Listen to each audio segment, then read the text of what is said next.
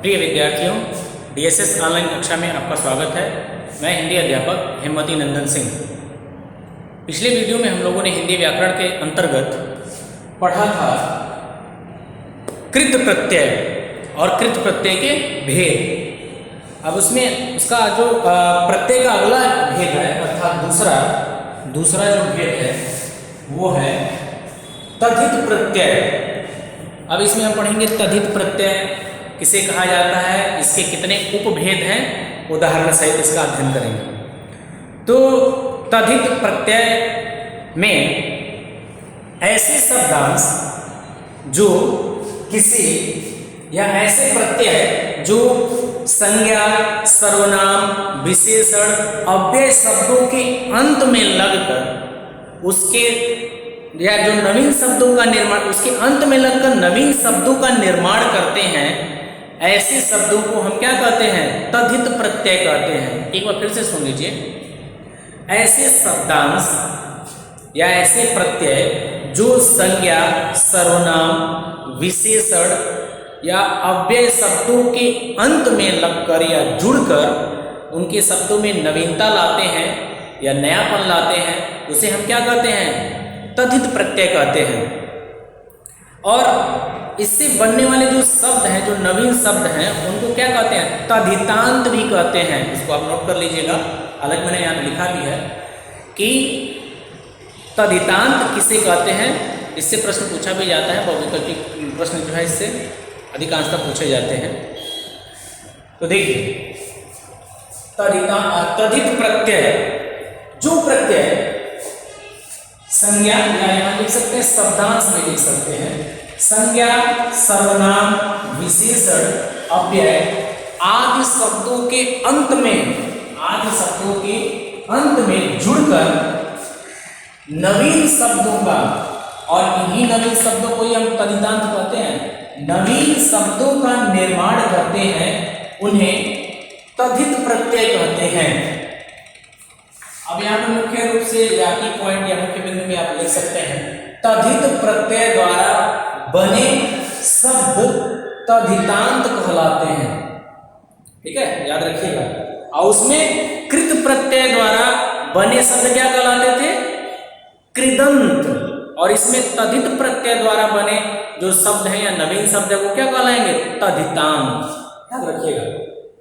उदाहरण देखिए, love plus ता बराबर ये हो जाएगा लघुता। अब इसमें देखिए, यहां से समझ लीजिए परिभाषा के अनुसार लघु जो है वो विशेषण हो गया, विशेषण है। लघु विशेषता बता रहा है, लघु का मतलब छोटा, विशेषण। और ता जो है ये क्या है? प्रत्यय है।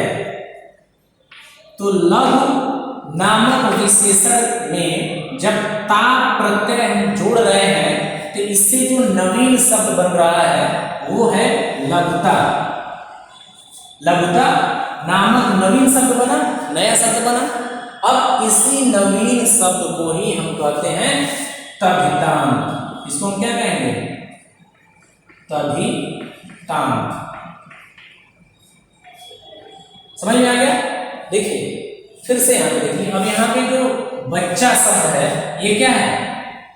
संज्ञा, सर्वनाम, विशेषण क्या है? हाँ, संज्ञा, संज्ञा है। अब इस संज्ञा में पन नामक जो प्रत्यय जोड़ा गया है, प्रत्यय कौन सा है? पन। इससे जो नवीन शब्द बन रहा है वो क्या है? बचपन। ये क्या कहलाएगा? नवीन शब्द। या फिर हम इसे कहेंगे तद्धितांत। तद्धितांत।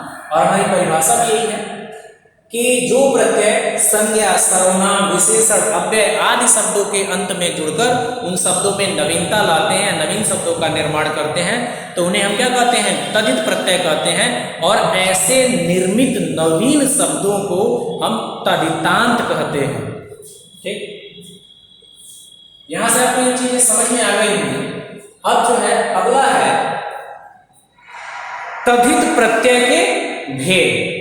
तो तद्धित प्रत्यय के 8 भेद हैं जो आपको पढ़ना है। तद्धित प्रत्यय के 8 भेद हैं। पहला है कृतवाचक तद्धित प्रत्यय, भाववाचक तद्धित प्रत्यय, गुणवाचक तद्धित प्रत्यय, संबंधवाचक तद्धित प्रत्यय, लघुतावाचक, क्रमवाचक, स्त्रीलिंगवाचक और बहुवचनवाचक। ये बहुत ही आसान है, इसमें आपको जो है चिंतित होने की आवश्यकता नहीं है कि इसके ये तो बहुत विस्तार में है। बस इसके शब्दों का अर्थ समझ जाएंगे और नियम आप परिभाषा जानते हैं कि कैसे हमको इसमें जोड़ना है, कैसे निर्मित करना है, तो आसानी से आपको समझ में आ जाएगी। जैसे अब देखिए, कर्तृवाचक तद्धित प्रत्यय, याद रखिएगा आपने जब कृत प्रत्यय पढ़ा था उसमें भी कर्तृवाचक कृत प्रत्यय था, तो उसमें क्रिया का मूल रूप जो धातु के साथ अंत में जुड़ता था, लेकिन इसमें क्या है, इसमें नहीं है, इसमें संज्ञा सर्वनाम विशेषण अव्यय के साथ में जुड़ेगा। उसमें क्रिया का जो मूल रूप था उसके अंत में जुड़ता था। ये दोनों में अंतर है, यहाँ पे आपको मतभेद में नहीं होना चाहिए कि सर यहाँ क्या है और वहाँ कृत प्रत्यय क्या था। तो ये कृतवाचक तद्धित प्रत्यय में हमने जैसे प्रत्यय लिया कार, अब देखिए संज्ञा का बोध कराएगा कैसे, पत्रकार, संज्ञा सर्वनाम क्रिया विशेषण, विशेषण का बोध कराएगा, अव्यय शब्दों के भी अंत में जुड़ता है, ठीक है। और उसमें क्रिया का जो मूल रूप है अर्थात धातु के अंत में जुड़ता था। ये दोनों में अंतर है। पत्रकार से बना यहाँ पे पत्रकार, कथाकार, पत्रकार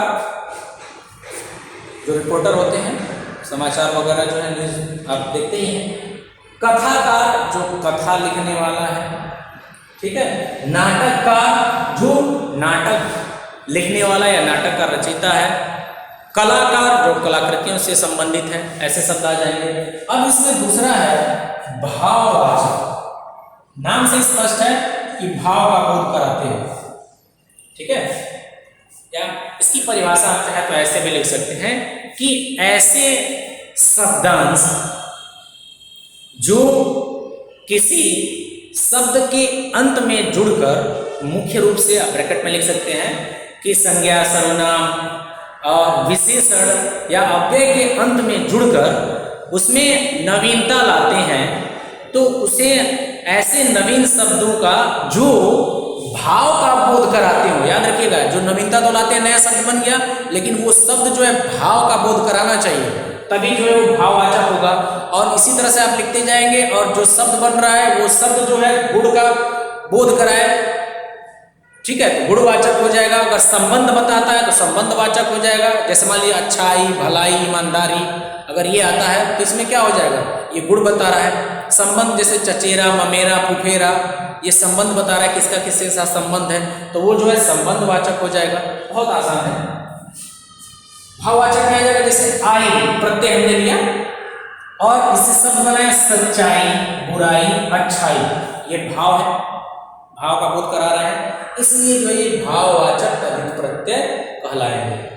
उसी प्रकार गुणवाचक तद्धित प्रत्यय यानी ऐसे तद्धितांत शब्द जिनसे गुणों का बोध होता हो, अर्थात ऐसे तद्धितांत शब्द जो गुण का ज्ञान कराए या गुण का बोध कराए, उसे हम क्या कहेंगे, गुणवाचक तद्धित प्रत्यय कहेंगे। जैसे इक प्रत्यय है और इससे जो है नवीन शब्द यानी तद्धितांत शब्द जो बन रहा है वो क्या है, लौकिक यानी सांसारिक, नैतिक, धार्मिक, ये जो शब्द क्या है, ये है गुण, गुणवाचक, गुण का बोध करा रहे हैं।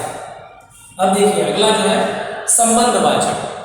तो संबंधवाचक तद्धितांत किसे कहेंगे, या फिर संबंधवाचक जो है तद्धित प्रत्यय किसे कहेंगे, तो ऐसे नवीन शब्द या तद्धितांत शब्द जिससे किसी संबंध का बोध हो या जो किसी संबंध का बोध कराते हो, किसी के संबंध का बोध कराते हो, तो ऐसे तद्धितांत या नवीन शब्दों को हम संबंधवाचक तद्धित प्रत्यय कहेंगे, ठीक है।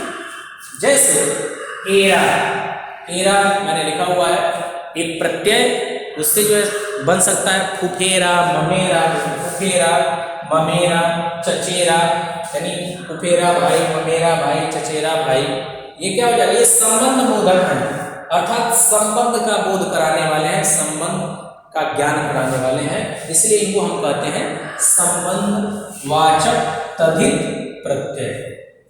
अब देखिए अगला जो है पांचवा, लघुतावाचक। लघुतावाचक तद्धित प्रत्यय, नाम से स्पष्ट है, लघुतावाचक, यानी जिससे छोटेपन का या छोटे का आभास हो या बोध हो, तो उसे हम क्या कहेंगे, उसे कहेंगे लघुतावाचक। अब लघुतावाचक तद्धित प्रत्यय, तो तद्धित प्रत्यय आप जानते ही हैं कि ऐसे शब्दांश जो संज्ञा, सर्वनाम, विशेषण, अव्यय के अंत में जुड़कर नवीन शब्दों का निर्माण करते हैं, तो वही जो नवीन शब्द निर्मित हो रहे हैं, जब वो किसी लघुता या लघु यानी छोटे का बोध कराते हैं, लघुतावाचक होते हैं, तो उन्हें हम कहते हैं लघुतावाचक तद्धित प्रत्यय। जैसे उदाहरण देखिए, समझ में आएगा उदाहरण से आपको, उम्मीद है। इया, इया जो है प्रत्यय है।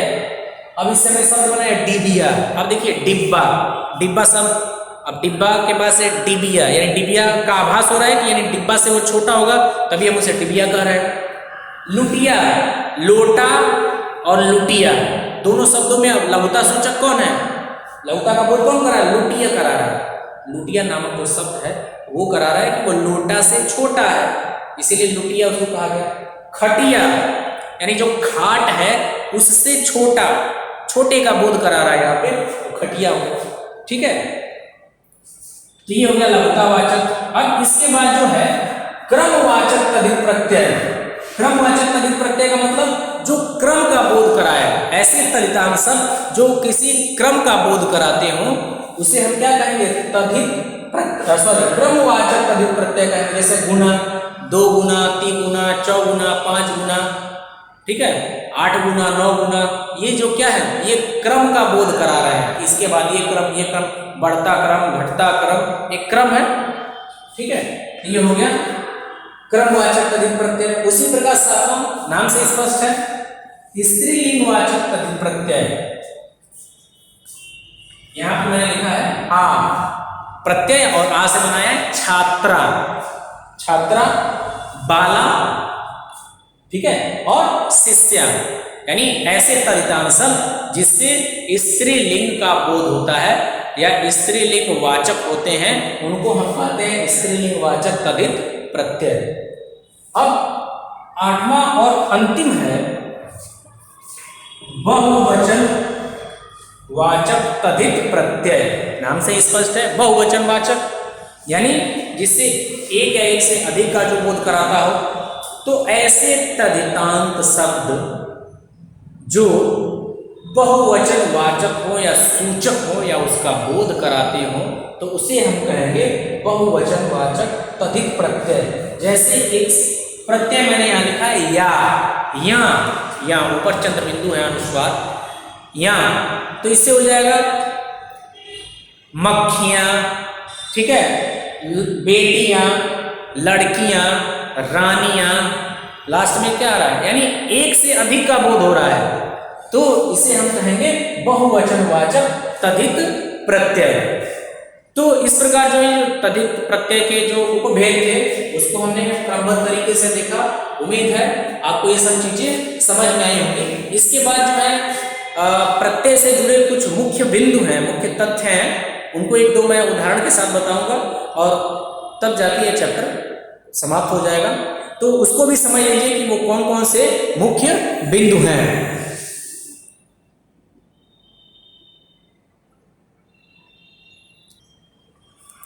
हाँ, तो मैं बता रहा था कि कभी कभी जो है ऐसे तथ्य इससे जुड़े हुए हैं कि दो परिस्थितियां उत्पन्न करते हैं। जैसे देखिए इससे जुड़े हुए कुछ मुख्य तथ्य, दो प्रत्ययों का एक साथ प्रयोग, दो प्रत्यय जिनका एक साथ हम लोग प्रयोग करते हैं, ऐसी परिस्थितियां बन जाती हैं।